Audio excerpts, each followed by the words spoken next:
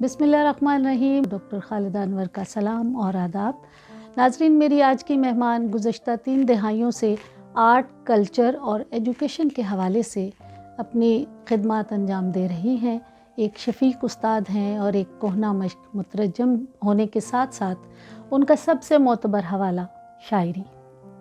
نرم لطیف جذبوں کو مہکتے میٹھے لفظوں میں پرونے والی ایک حساس شاعرہ جو غزل اور نظم دونوں میں یکساں کمال رکھتی ہیں، محترمہ یاسمین حمید. شکریہ. السلام علیکم. وعلیکم السلام. کیسی ہیں آپ؟ میں ٹھیک ہوں، اللہ کا شکر ہے.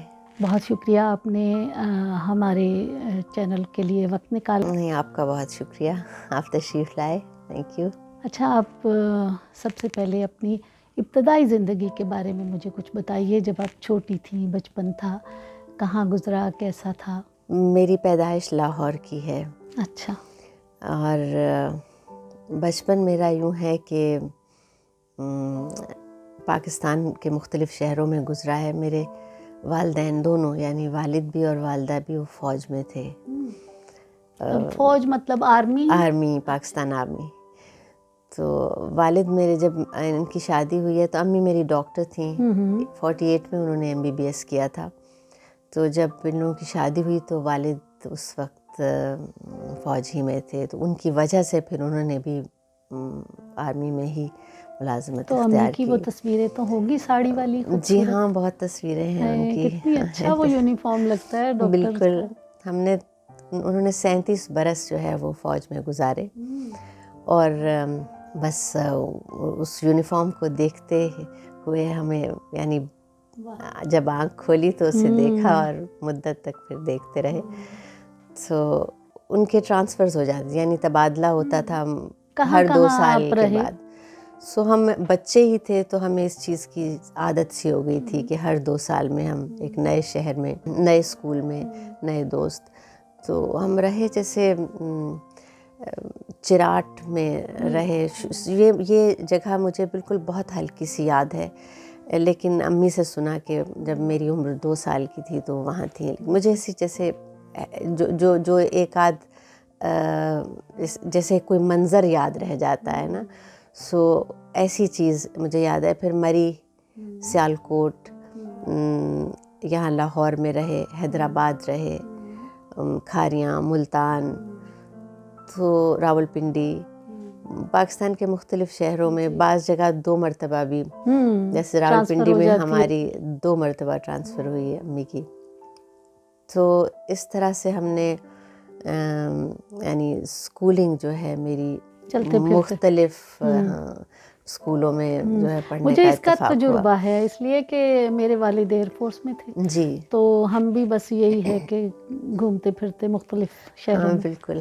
تو ہم بہت خوش ہوا کرتے تھے جب ٹرانسفر ہوتی تھی تو امی پریشان ہوتی تھی. ظاہر ہے پورا گھر ان کو پیک کرنا ہے، جانا ہے، لیکن ہم somehow وہ عادت ہو گئی تھی نا ایک نئی جگہ، اور اس کا ایکسائٹمنٹ جو ہے مجھے ابھی تک یاد ہے. ہم لوگ جب سامان پیک ہو رہا ہوتا تھا تو ہم لوگ خوب بھاگ دوڑ، یہ وہ گھر میں جو ہے. سو مختلف جگہوں پہ جو ہے وہ وقت گزرا، مختلف اسکولوں میں، اور اسی طرح ہے سلسلہ. پھر میٹرک کہاں سے کیا؟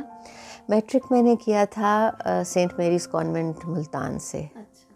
تب تک گاڑی ملتان پہنچی تھی؟ جی، وہاں سے ملتان میں، یعنی جو 65 کی جنگ ہے اس کے بعد میری امی کی ٹرانسفر سیالکوٹ سے ملتان ہوئی فوراً بعد میں.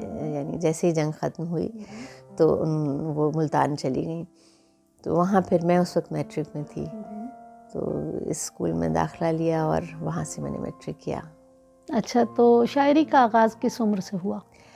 شاعری جو ہے وہ یوں سمجھیے کہ جو باقاعدہ آغاز تو میں نے ذرا دیر سے کیا. جیسا کہ میں نے لکھی ایک آدھ نظم اسکول کالج کے زمانے میں.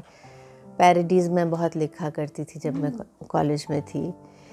لیکن جب یعنی آپ کہیں کہ سنجیدگی سے لکھنا شروع کیا ہے تو اس وقت ذرا میں 24-25 برس میری عمر ہوگی جب سے میں نے باقاعدگی سے جو ہے لکھنا شروع کیا، یا میں نے جس کہیے کہ اپنے آپ کو دریافت کیا مجھے احساس ہوا کہ یہ کام مجھے کرنا ہے.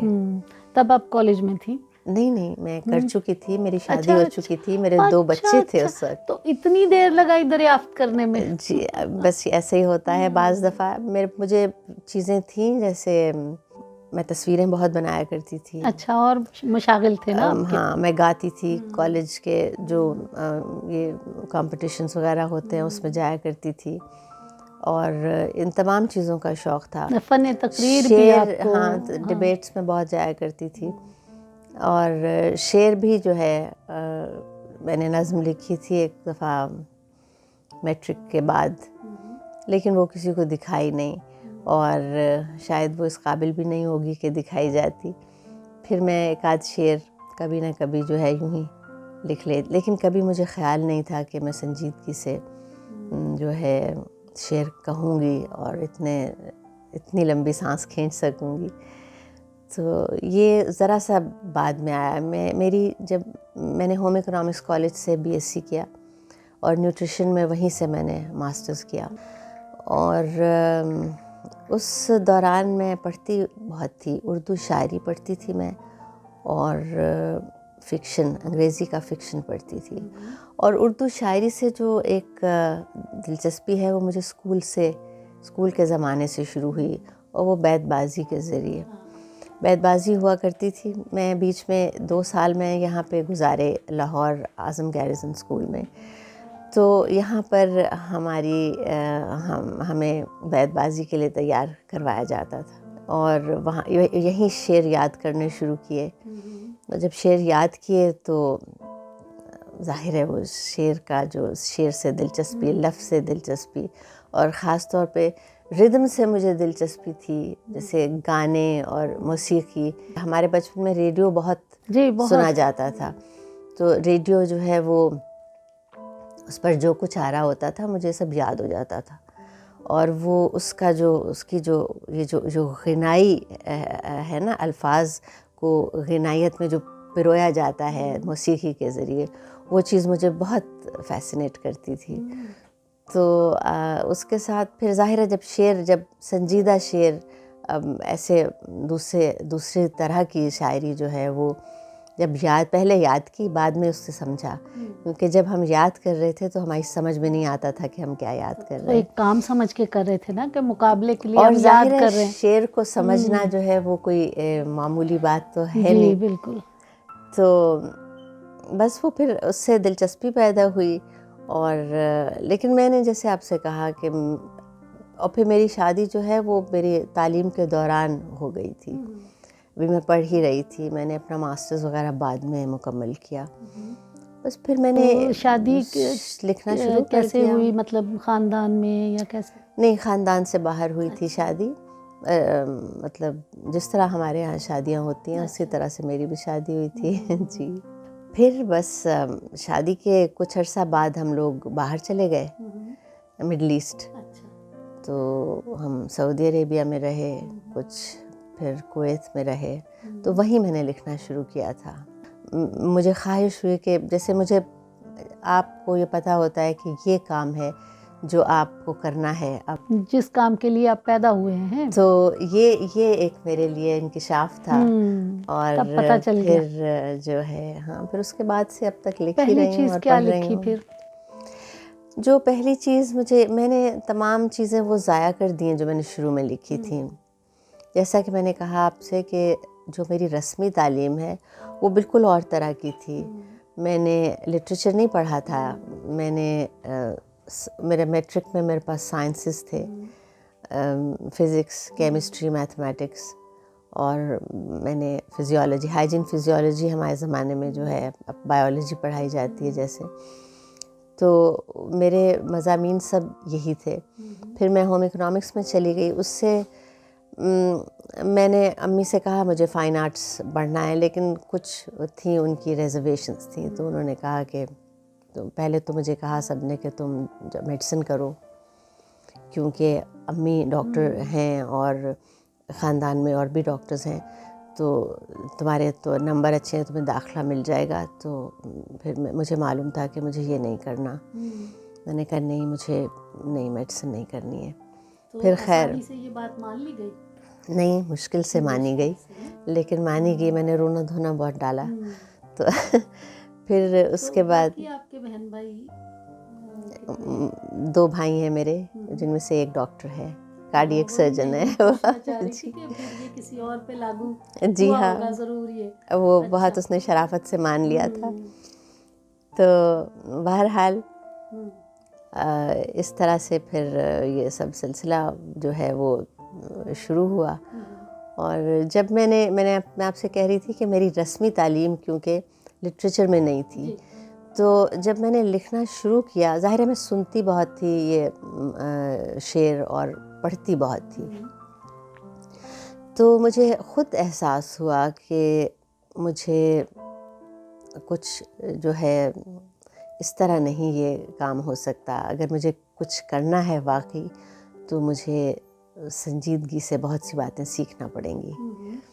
تو پھر میں نے باقاعدہ سیکھنا شروع کیا. اور میں ہمیشہ کہا کرتی ہوں جب مجھ سے یہ سوال پوچھا جاتا ہے کہ میں نے خود بہت سیکھا. I'm self taught جیسے کہتے ہیں.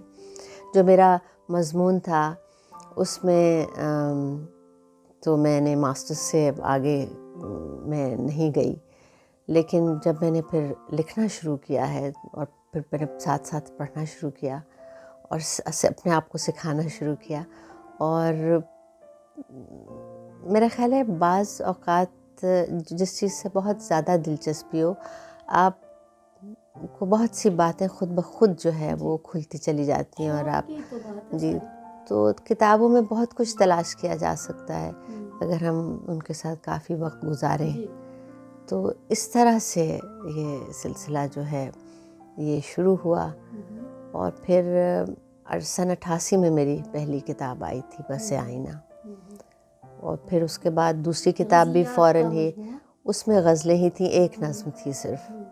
اور اس کے بعد 2-2.5 سال میں دوسری کتاب آئی، حصار بے در و دیوار. اور بس پھر اس کے بعد یہ سلسلہ جو ہے چل رہا ہے. کل آپ کی 5 میرا خیال ہے کتابیں. جی، شعری مجموعے 5 ہیں میرے. اور اس کے علاوہ آپ کا ترجمے کا کام بہت. شعری مجموعے میرے 5 ہیں. ان کو جو پہلی 4 کتابیں ان کو جمع کیا تھا دوسری زندگی کے نام سے. اور ابھی حال ہی میں 2018 میں ایک انتخاب شائع ہوا ہے میری شاعری کا، وہ ہے. اس کے علاوہ میں نے تراجم بہت کیے اور ان کی ایک سے اردو میں ترجمہ کیا اور اردو سے انگریزی بھی اردو سے انگریزی جو میری کتاب ہے وہ اردو سے انگریزی کے ترجمے کی ہے، جو آکسفورڈ یونیورسٹی پریس سے چھپی ہے. 2010 میں چھپی تھی یہ کتاب. اور اس کے علاوہ میں نے فیض پہ لکھے ہوئے جو انگریزی میں مضامین جمع کیے تھے، ڈے بریک رائٹنگز آن فیض، یہ بھی آکسفورڈ یونیورسٹی پریس کراچی نے شائع کی کتاب. پھر ایک میں نے افسانے پہ، نیا اردو افسانہ کے نام سے افسانے پہ جو مضامین ہیں ان کو جمع کیا تھا، مرتب کیا، وہ کتاب ہے. اور تراجم جو ہے میں نے رسالے پاکستانی لٹریچر کو ایڈٹ کیا، اس کے ساتھ 8 رسالے میں نے ایڈٹ کیے. تو ترجمہ میں نے انگریزی سے اردو بھی کیا ہے اور اردو سے انگریزی بھی کیا ہے. تو اس میں مجھے بتائیں کہ انگریزی سے اردو مشکل ہوتا ہے یا اردو سے انگریزی مشکل ہوتا ہے؟ میرا خیال ہے ترجمہ ایک مشکل فن ہے اور ترجمہ نگار کی ذمہ داری بہت زیادہ یعنی ہوتی ہے کہ وہ 2-3 چیزوں کی، کہ ایک تو وہ جو اوریجنل ہے اس کے قریب رہے معنوی اعتبار سے، اور دوسرا یہ کہ جس زبان میں آپ ترجمہ کر رہے ہیں، جس میں منتقل کر رہے ہیں، اس زبان میں اظہار جو ہے آپ کا وہ مناسب ہو، صحیح ہو، اچھا ہو، اتنا کہ وہ اس زبان کے بولنے والوں تک صحیح طرح سے پہنچ سکے. تو یہ دونوں چیزیں ان کو ظاہر ہے اس میں توازن جو ہے وہ قائم رکھنا پڑتا ہے. تو ذمہ داری کا کام ہے، لیکن اگر لطف آنے لگے کسی کام میں تو پھر ہو جاتا ہے، وہ کام ہو جاتا ہے. تو آپ کے خیال میں ترجمہ شدہ جو چیز ہے اس میں اصل کی تاثیر قائم رہتی ہے؟ دیکھیے جو ترجمہ ہے وہ اس میں کچھ نہ کچھ تو ضرور رہ جاتا ہے، اصل کا مقابلہ تو نہیں کیا جا سکتا اس سے. جو مترجم ہے وہ کوشش ہی کر سکتا ہے کہ قریب سے قریب، یعنی جتنا وہ قریب رہ سکے اوریجنل سے تو وہ رہے. لیکن ظاہر ہے یہ ایک مشکل کام ہے. اب لوگوں نے اس کو مختلف طریقوں سے کیا ہے، جیسے فیض احمد فیض کا اور اقبال کا ترجمہ جو وکٹر کارنن نے کیا ہے، انہوں نے یوں کیا ہے کہ جو نظم ہے یا جو اشعار جن کا ترجمہ کیا، ایک تو لٹرل ترجمہ کیا جو حرف بحرف یعنی جو اسی طرح سے، اس میں وہ بھی انہوں نے کتاب میں دیا ہے. اور پھر اس ترجمے کو انہوں نے جو اس کو جو منظوم صورت میں لکھا ہے، اس میں وہ ذرا آپ کو مختلف لگتا ہے اپنے جو اصل سے، لیکن انہوں نے وہ دونوں ترجمے ساتھ ساتھ جو ہے کتاب میں شائع کر دیے. تو اس میں یہ ہے کہ پڑھنے والے کو جو انگریزی زبان جانتا ہے وہ اگر معنوی طور پہ بہت اس کو قریب سے دیکھنا چاہے تو لٹرل ترجمے کو دیکھ لے، لیکن اس کی جو منظوم شکل ہے وہ بھی ساتھ ہے، تو اس میں پھر شاعری کا لطف جو ہے اس سے جو ہے اٹھایا جا سکتا ہے. لیکن سب لوگ ایسا نہیں کرتے، بعض دفعہ یہ ممکن بھی نہیں ہوتا.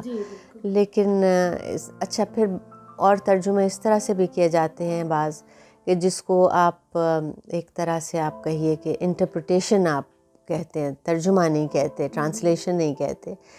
جس طرح آغا شاہد علی نے کیا ہے فیض صاحب کا ترجمہ، انہوں نے یعنی 2 اگر مصرے ہیں تو انہوں نے 4 سطریں لکھی ہیں، یعنی اس کے معنی کو کھول کر بیان کیا ہے. سو وہ ایک طرح کی اس میں معنی کو واضح کرنا جو ہے یہ مقصد ہے.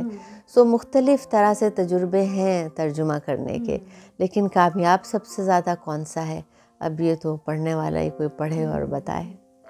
اچھا، آپ نے غزلیات مجھے لگتا ہے آغاز میں زیادہ کہیں، اسی لیے آپ کا پہلا مجموعہ تو غزلیات پر مشتمل ہے. پھر نظم کا آغاز کیسے ہوا اور نظم پہلی کون سی تھی؟ دیکھیے جب میں نے لکھنا شروع کیا تھا نا جب، تو میں نے سب سے پہلے نظم لکھی تھی. اور خیر پھر میں نے نظمیں ہی لکھی بہت سی، لیکن وہ میں ہمیشہ کہا کرتی ہوں کہ یہ میری خوش قسمتی ہے کہ مجھے خود ہی معلوم تھا کہ مجھے ایک دوسرا راستہ اختیار کرنا ہے. میں نے وہ چیزیں شائع نہیں کروائیں کہیں، ان میں سے جو چند ایک چیزیں تھیں جو بہتر تھیں وہ رکھ لیں، وہ غزلیں تھیں. اور وہ وہاں ہمارے کویت میں ایک اخبار آیا کرتا تھا جس کا ہفتے میں ایک مرتبہ ایک صفحہ اردو کا بھی ہوا کرتا تھا، اس میں وہ چھپی بھی چیزیں، لیکن وہ کم تھیں. وہ نظمیں تو میں نے کہیں نہ کسی کو سنائی، نہ کہیں شائع ہوئیں.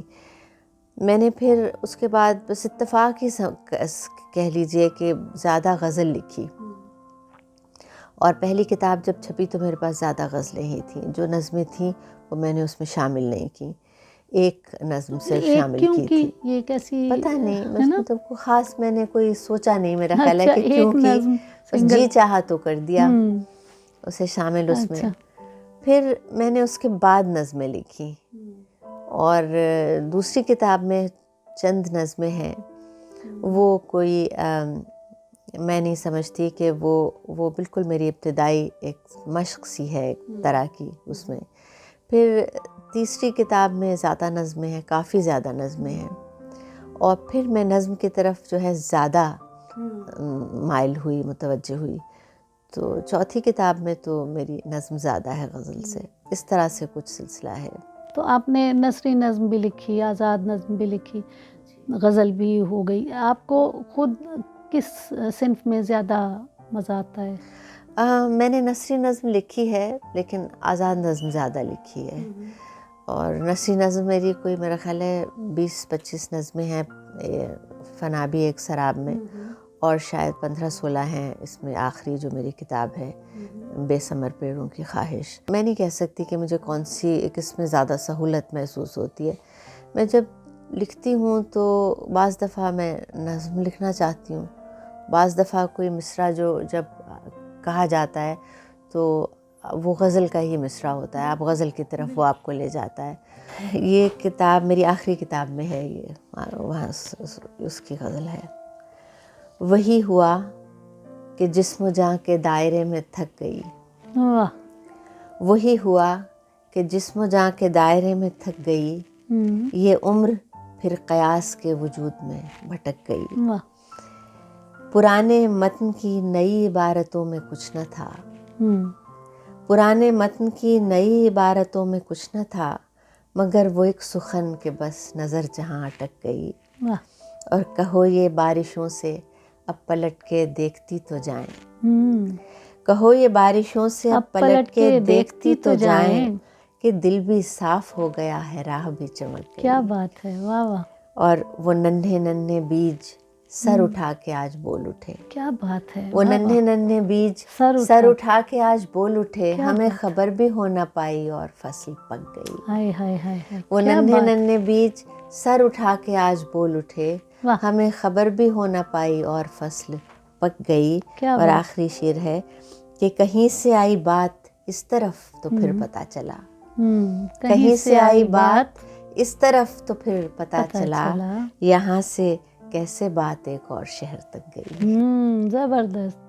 واہ واہ واہ. بہت خوب. کیا شکریہ، بہت شکریہ. فضا بن گئی ہے اور بہت اچھا لگ رہا ہے آپ سے بات کرنا. اور میں ایک خاص ٹرانس میں نہیں، بہت شکریہ، چلی گئی. بہت شکریہ. اچھا، مجھے یہ بتائیں کہ آپ اب آج کل ایک اسکول بھی چلا رہی ہیں، تو اس کے بارے میں کچھ بتائیے. اسکول خالدہ میں نے یہ شروع کیا تھا 1986 میں، 1986 میں، یہاں ڈیفینس میں ہی ہے. اور اب تو یہ پورا اسکول ہے، ہم رجسٹرڈ ہیں کیمبرج کے ساتھ. تو میں جب وہاں تھی کویت میں تو میں نے کچھ عرصہ کام کیا تھا. اچھا. میں نے پڑھایا تھا ایک اسکول میں اور جونیئر اسکول میں پڑھایا، تو میرا تھوڑا سا تجربہ تھا. پھر ہم جب پاکستان آئے تو مجھے خیال تھا کہ میں یہ کام اچھی طرح سے کر سکتی ہوں. جیسے بعض اوقات یعنی سارے کام ہوئے وہی ہیں کویت میں، وہاں یہ ہے نا، پہلی سارے مرتبہ کام میں آغاز نے وہیں ہوئے ہیں. بالکل بات آپ ٹھیک کہہ رہی ہیں. تو یہاں آ کر پھر میں نے یہاں یہ اسکول شروع کیا تھا، لیکن بہت یعنی جس کو کہنا چاہیے جونیئر اسکول تھا یہ شروع میں. اور پھر آہستہ آہستہ یہ 1986 سے اب تک جو ہے یہاں تک پہنچا ہے. اب تو یہ پورا اسکول ہے، بلکہ اب بچے میرے جو ہیں، ایک میرا بیٹا اور بہو سب سے چھوٹے جو ہیں وہ اس کو دیکھتے ہیں، اور میں تھوڑا بہت دیکھتی ہوں. بیٹا بہو کا ذکر آیا تو کتنے بچے ہیں ماشاء اللہ آپ کے؟ بچے میرے 3 ہیں. اچھا، بتائیے ان کے بارے میں. بڑی بیٹی ہے، اس نے بھی ایجوکیشن میں ماسٹرز کیا تھا. وہ باہر ہوتی ہے USA میں. اور اس سے چھوٹا بیٹا ہے، وہ بھی سافٹ ویئر انجینئر ہے، وہ بھی کیلیفورنیا میں ہے، وہیں پہ ہے. اور سب سے چھوٹا جو ہے وہ یہاں ہوتا ہے پاکستان میں. تو وہ یہ انہی کا ذکر ہو رہا ہے، انہی جو کا وہ ذکر اسکول ہو رہا چلا ہے. رہے ہیں. بالکل. اچھا، ٹھیک ہو گیا. تو اسکول میں آپ خود بھی کبھی پڑھاتی ہیں یا؟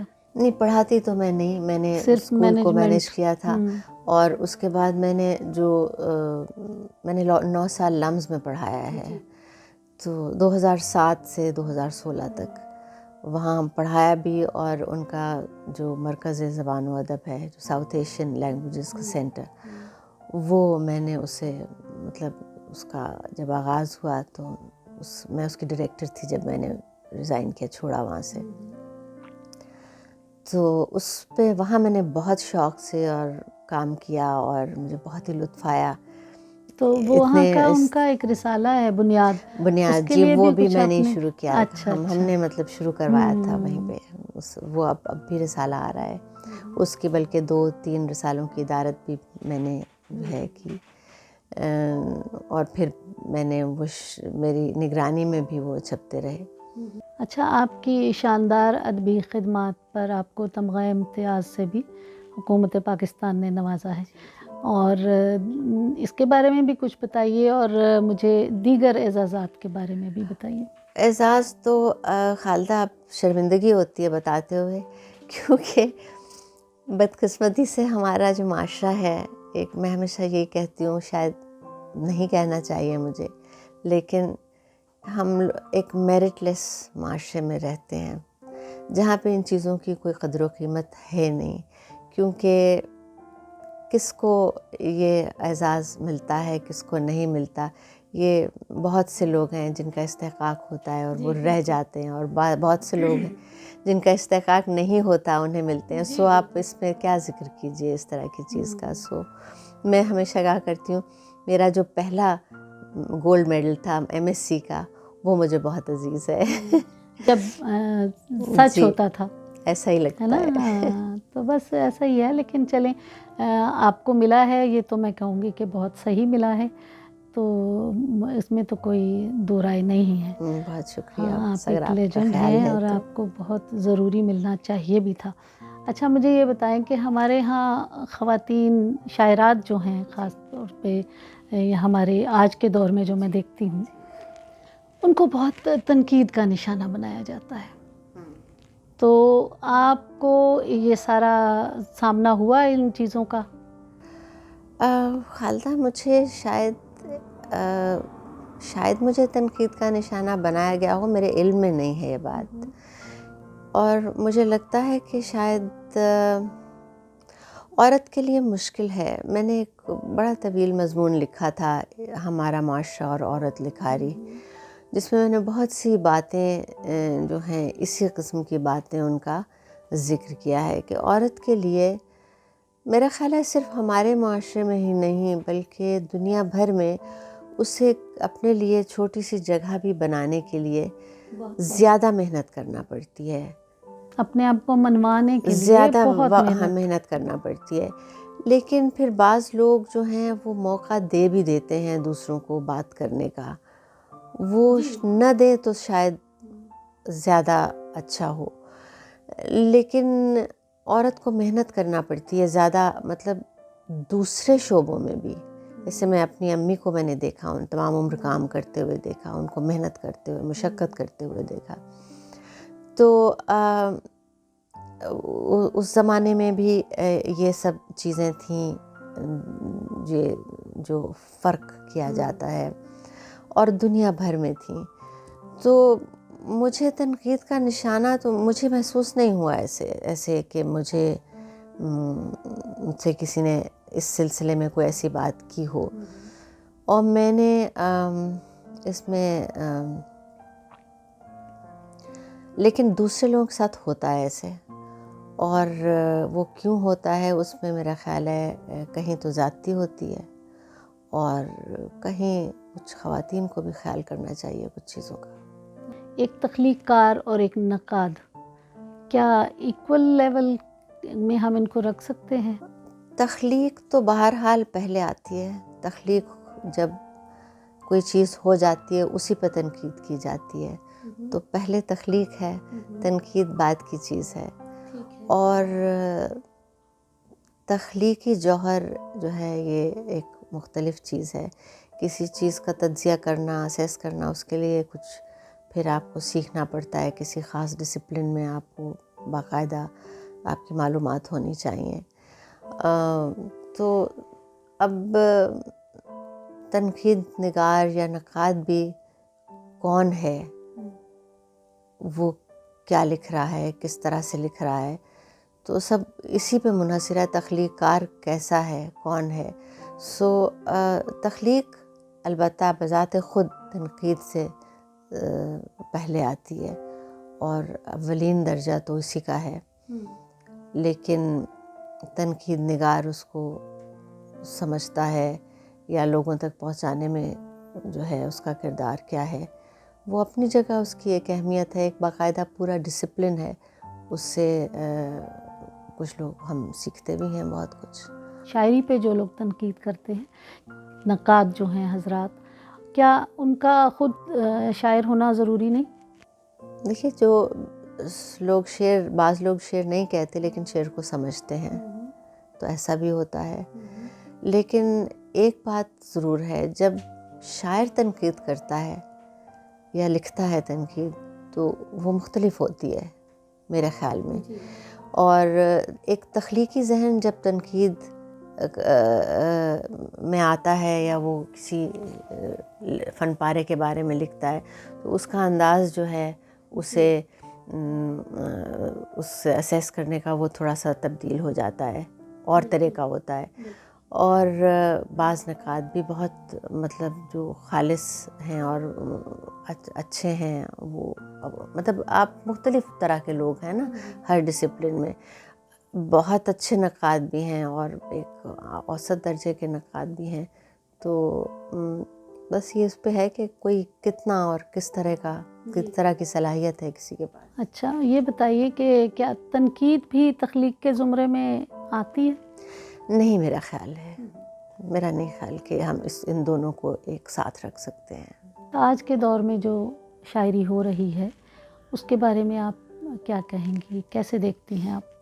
آج کے دور میں دیکھیے، میرا جو خیال ہے کلی طور پہ شاعری کے بارے میں، ہم اب 20 سال گزر گئے 21ویں صدی کے، ٹھیک ہے. اس سے پہلے ہم نے جب لکھنا شروع کیا تو اب اردو زبان جو بذات خود کتنی اس کی عمر ہے، 300-350 سال، 400 سال کر لیں چلیے. تو میرا خیال ہے کہ 20ویں صدی جو ہے یہ بہت زرخیز ہے. یعنی 18ویں 19ویں صدی کے ساتھ اگر ہم 20ویں صدی کو رکھیں تو ہمیں کیا نظر آتا ہے، ایک نثر میں بھی اور شعر میں بھی. شعر میں جیسے نظم بہت لکھی گئی 20ویں صدی میں، اور اب تک یعنی وہی سلسلہ ہے جس کی ایکسٹینشن ہے پچھلے 20 سال. اور ناول زیادہ لکھا گیا، یعنی فکشن زیادہ لکھا گیا، افسانہ لکھا گیا 20ویں صدی میں، اور اب تو پچھلے چند برسوں سے ناول بھی کافی زیادہ لکھا جا رہا ہے. تو اگر ہم کلی طور پہ دیکھیں تو میرا خیال ہے کہ 20ویں صدی جو ہے یہ فرٹائل ہے بہت تخلیقی اعتبار سے، اور یہ سلسلہ اب تک جو ہے اسی طرح سے چل رہا ہے، بلکہ اس میں اضافہ ہو رہا ہے، کوئی کسی قسم کی کمی نہیں آ رہی. لیکن تصور جو ہے، وہ جو عام آدمی ہے جو غالباً ادب سے اب اتنا متعلق نہیں ہے یا ادب اس کا مسئلہ نہیں ہے، وہ غالباً یہ سمجھتا ہے ایک غلط ہے یہ تصور، یعنی یہ لیکن اس کا غلط ہے. تاثر بالکل غلط ہے میرا خیال میں، کہ کچھ لکھا نہیں جا رہا ہے یا کم لکھا جا رہا ہے، کیونکہ لوگوں تک وہ باتیں پہنچتی نہیں ہیں یا انہیں خود دلچسپی نہیں ہوتی. تو انہوں نے ایک بات جو ہے وہ کہنا شروع کر دی ہے، اور بغیر جانے ہوئے یہ بات کہی جاتی ہے، جس سے میں اتفاق ظاہر ہے نہیں کرتی. اور میرا خیال ہے کوئی بھی جو لکھنے والا ہے، جو اس کام میں سے جس کا تعلق ہے، وہ اس سے معلوم ہے کہ ایسا نہیں ہے. عروض کا جاننا کتنا ضروری ہے شاعر کے لیے؟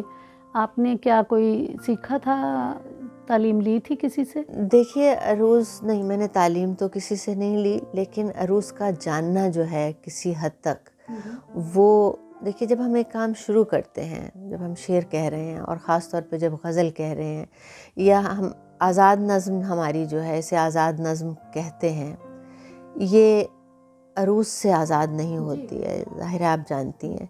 یعنی یہ پوری جو آزاد نظم ہم جب لکھتے ہیں تو یہ ایک مخصوص کسی بھی بحر میں جو ہے وہ لکھی جاتی ہے، اور اس بہت پابندی سے لکھی جاتی ہے. آزاد نظم کا لفظ ہم نے لیا ہے فری ورس سے. فری ورس انگریزی میں فری ورس ہے، اور انگریزی کی فری ورس جو ہے ہماری آزاد نظم سے اپنی ساخت میں مختلف ہے. ہم پابندی میں آزاد نظم کہتے ہیں. ہم جب پابندی، عروض کی پابندی کو ختم کرتے ہیں، وہ نثری نظم میں ختم کرتے ہیں. تو جب ہم غزل کہتے ہیں یا نظم محرہ بھی کہتے ہیں اور آزاد نظم بھی کہتے ہیں، تو ظاہر ہے ہمیں جو اصول ہیں، جو ضوابط ہیں، جو قواعد ہیں شاعری کے، ان کا علم ہونا چاہیے. اس کے اگر ہمیں سیکھنے کی کوشش کرنی چاہیے. جس کو کہتے ہیں آپ موزونیت، وہ دیٹ سینس آف ردم، وہ آپ پیدائشی ایک چیز ہے جو آپ کسی کے اندر جیسے آواز ہے، گلا ہے تو آپ گا سکتے ہیں اور مزید سیکھ سکتے ہیں. اگر سر میں ہے ہی نہیں آواز بالکل، تو کتنا بھی سیکھ تو لیں کتنا بھی سیکھ سر لیں نہیں آ آپ اس طرح سے نہیں گا سکتے. سو یہ چیز ہے شعر میں بھی ایک چیز جو قدرت آپ کے اندر رکھ دیتی ہے، اس کو پھر مزید یعنی سیکھنا اور اسے کسی درجہ کمال تک پہنچانا، یہ پھر شاعر پہ ہے کہ وہ کتنا اس میں کتنی محنت کر سکتا ہے یا کرنا چاہتا ہے. تو یہ ہے کہ جب ہم کوئی کام شروع کرتے ہیں تو میرا خیال ہے ہماری ذمہ داری ہے، ہمارا فرض ہے کہ ہم اس سے متعلق جو قواعد ہیں، جو اصول ہیں، ان کو جانیں، انہیں سیکھیں. سو یہ ضرور ہے کہ جب لوگوں نے شعر کہنا شروع کیا تھا تو جو علم عروض ہے یہ شعر کے بعد آیا تھا. ابھی آپ نے تنقید اور تخلیق کی بات کی، تو یہ پہلے سے موجود نہیں تھا علم. جو شاعری موجود تھی عربی میں اور اس کو سامنے رکھ کے یہ اصول وضع کیے گئے تھے. سو شاعری تو لوگ وزن میں پہلے سے کہہ رہے تھے، تو یہ اصول جو ہے بعد میں وضع ہوئے، اور پھر اب تو ان میں یا ظاہر ہے وہ ہوتے ہوتے بہت زیادہ باریکیوں میں جو ہے بات چلی جاتی ہے. تو ہمارا فرض ہے کہ ہمیں معلوم ہونا چاہیے ہم کیا کریں. اگر ہم مصرع بے وزن کہتے ہیں تو اگر مطلب آپ ایک اپنا مجموعہ جو ہے اس کو شائع کرواتے ہیں اور آپ کو یہ نہیں معلوم ہے کہ مصرع وزن میں جو ہے یہ آپ کا ہے یا نہیں ہے، تو یہ پھر کوئی اچھی بات نہیں ہے. تو آپ کو کیسے پتا تھا کہ آپ وزن میں ہی لکھ رہی ہیں آغاز میں جب آپ نے پہلا مجموعہ شائع کیا؟ میں نے کی غلطیاں، اور میں نے ان غلطیوں سے سیکھا کہ میں نے باقاعدہ، میرا خیال ہے یہ بات میری خوش قسمتی ہے کہ مجھے خود سمجھ میں آ گیا کہ یہ بات جو ہے ایسے نہیں آگے بڑھ سکتی. سو بہت پڑھنے سے، بہت جاننے سے آدمی سیکھ لیتا ہے. اور کتابیں جو ہیں، میں نے کتاب سے بہت سیکھا ہے. اچھا، بہت سیکھا ہے کہ میں نے وقت اپنی زندگی کے پچھلے جو 30-35 برس ہیں وہ کتاب کے ساتھ ہی گزارے ہیں. سو بہت سی باتیں جو ہیں آپ کو نہیں سمجھ میں آتی تو آپ کسی سے پوچھ لیتے ہیں. اچھا، اساتذہ میں آپ کن کو زیادہ پڑھا آپ نے اور کون آپ کو پسند ہے؟ جو شاعر ان کی بات کر رہی ہیں، میں بہت لوگوں کو پڑھتی ہوں خالدہ، پڑھتی رہتی ہوں، لیکن جو میں نے بہت زیادہ پڑھا ہے، میرا خیال ہے میں نے غالب کو پڑھا ہے بہت زیادہ، میر کو بھی پڑھا ہے، اور ان کے جو ہم عصر ہیں ان کو بھی میں نے دیکھا ہے، پڑھا ہے. اور اپنے 20ویں صدی کے جو نظم نگار ہیں بعض، ان کو زیادہ پڑھا ہے. سو بہت لوگوں کو پڑھا ہے، ایک آدھ کا نام لینا تو کافی نہیں ہے، اور پڑھتے ہی رہتے ہیں. مطلب یہ سلسلہ تو کبھی ختم ہونے والا نہیں ہے. بالکل صحیح. اچھا، اگر کچھ نام آپ لینا چاہیں آج کے دور کے جو شاعر شاعرات ہیں، ان میں کون آپ کو لگتا ہے کہ یہ اچھا کہہ رہے ہیں؟ دیکھیے بہت لوگ اچھا کہہ رہے ہیں. میرا خیال ہے کہ جو آپ سے بہت قریب جو لوگ ہیں ان کے بارے میں کوئی حتمی رائے جو ہے وہ دینا بھی مشکل ہوتا ہے. جو اصل رائے قائم ہوتی ہے جب آپ ایک فاصلہ پیدا ہو جاتا ہے. جیسے آج سے 50 برس اب پیچھے مڑ کے دیکھتے ہیں تو جو لوگ اس وقت نہیں جانے جاتے تھے آج جو ہے وہ زیادہ جانے جاتے ہیں. اور جب ہم بہت قریب ہوتے ہیں کسی کے، بہت قریب، تو وہ ایک بلر سا پیدا ہو جاتا ہے، اس میں ہمیں دھند سی ہوتی ہے، اتنا واضح نظر نہیں آتا. تو بہت سی چیزوں کے خد و خال جو ہے وہ وقت جو ہے واضح کرتا ہے. سو ہمارے ساتھ ہمارے ارد گرد بہت سے لوگ ہیں جو بہت اچھا لکھ رہے ہیں، اور میرا خیال ہے ہم ذرا آگے جائیں گے تو زیادہ چیزیں واضح ہوں گی. کچھ نام تو آپ لے سکتی ہیں. میں بالکل شاعروں بہت کے نام بھی لے کچھ سکتی بتائیے ہوں. اور شاعرات کے بھی بتائیے. میں بہت لوگوں کے نام لے سکتی ہوں، اپنے سے سینئر جو لوگ ہیں جی اب جی دیکھیے، بتائیے اور بتائیے. جونیئر کے بھی نام لے سکتی ہوں. اب جو آپ اس وقت جو لوگ ہیں، اب آپ مجھے پہلے بتاتی ہیں تو میں یہ فہرست بنا کے رکھتی ہوں کہ اس فہرست ہے، کافی لوگ اچھا ہیں. اچھا. ہاں کافی لوگ ہیں، کم لوگ نہیں ہیں. اگر خواتین میں ہم دیکھیں تو دیکھیے میرے ساتھ کے لوگ ہیں بہت سے. حمیرہ رحمان ہے، عشرت آفرین ہے، شاہدہ حسن مجھ سے سینئر ہیں، شاہدہ حسن ہے. پھر جو ابھی اس کے بعد میرے بعد لکھنا شروع کیا جن لوگوں نے، اب ان میں حمیدہ شاہین ہے، پھر ثروت زہرا ہے. میں ہو سکتا ہے کوئی نام بھول رہی ہوں، لیکن یہ سب لوگ لکھ رہے ہیں جو مطلب اچھا لکھ رہے ہیں، اور بالکل قابل توجہ ہے ان کا کام اور ان کا کلام. اور اس کے ساتھ ساتھ افسانے میں بھی خواتین ہیں جو لکھ رہی ہیں، جو مرد ہیں جو لکھنے والے ہیں. ان میں جو مجھ سے سینئر تو ہیں کافی لوگ، جو میرے ساتھ بھی بہت سے لوگ ہیں. میں اب کس کا نام لوں اور کس کا چھوڑوں، تو کافی لوگ ہیں جو لکھ رہے ہیں اور اچھا لکھ رہے ہیں. اور آگے چل کے پتہ چلے گا جب ہم پیچھے مڑ کے دیکھیں گے کہ ہم خود بھی کتنا پانی میں ہیں. آپ نے افسانہ نہیں لکھا؟ میں نے افسانہ نہیں لکھا. اچھا، یعنی اس طرف آئی ہی نہیں ہیں آپ؟ نہیں، میں نے ابھی تک تو میں نے نہیں سوچا، اور مجھے لگتا ہے کہ میں افسانہ نہیں لکھ سکتی. کیوں؟ پتہ نہیں، شاید لگتا ہے. نہیں، وہ آئندہ صرف کا آپ نہیں کو میں کچھ کہہ لگتا ہے. سکتی. جو یہ اتنا کچھ کر سکتا ہے وہ افسانہ بھی لکھ سکتا ہے. اچھا، آپ نے اپنی زندگی کی کہانی لکھنے کے بارے میں نہیں سوچا؟ نہیں. کیوں؟